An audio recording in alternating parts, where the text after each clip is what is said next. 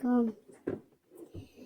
کله چې موږ تاسو غواړو چې زموږ په ژوند کې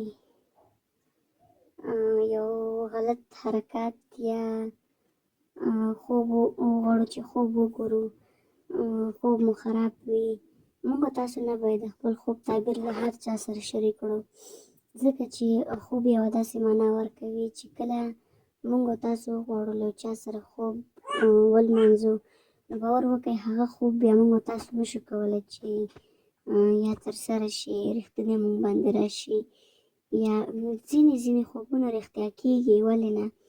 خو داسې هر یو خوب نه باید رښتیا شي. له یوې د شپې د 12 بجو نه وتلې تر 3 بجو پورې چې هر یو خوب تاسو وګورئ، هغه خوب مو رښتینی دی. نو کوشش وکړئ چې هغه خوب تاسو هیڅ چا ته هم ونه وایئ، باید په خپل زړه کې وساتئ. شاید الله تعالی داسې یو ملایکه تاسو لپاره استولی وي چې تاسو باندې خوب وګوري، بیا هغه ستاسو خوب رښتینی کړي. له خوب له وجې موږ تاسو باید الله تعالی شتمن کړي، یا له خوب له وجې موږ تاسو سره الله تعالی کومک وکړي، یا له خوب له وجې موږ تاسو ته الله تعالی یو وسیله برابره کړي، یو لار راته وښایي.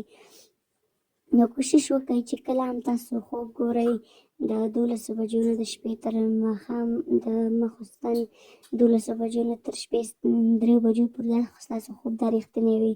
چې کله د 4 بجو 5 بجو 6 بجو پورې خوب وګورئ، نو هغه خوب بیا تاسو کولی شئ چې هر چا ته یې تعبیر کړئ. هو هغه خوب بیا هېڅکله هم رښتینی نه وي، هغه ټول درواغ دي.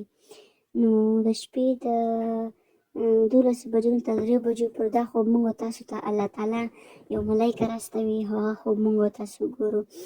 او د 4 بجو نه تر 5-6 بجو پورې خوب داسې وي چې هغه شیطان وي، موږ تاسو ته شیطان داسې خوب وړاندې کوي. نو نه باید موږ تاسو د شپې 12 بجو نه تر 3 بجو پورې خوب باید چا ته وړاندې کړو، نه باید چا ته وړاندې کړو، نه باید موږ تاسو دا خوب باید له ځان سره وساتو، داسې مولې وګورو چې تعبیر یې کړو، یا په خپل زړه کې وساتو. شاید د دې کبله الله تعالی موږ تاسو ته یې وسیله برابره کړي.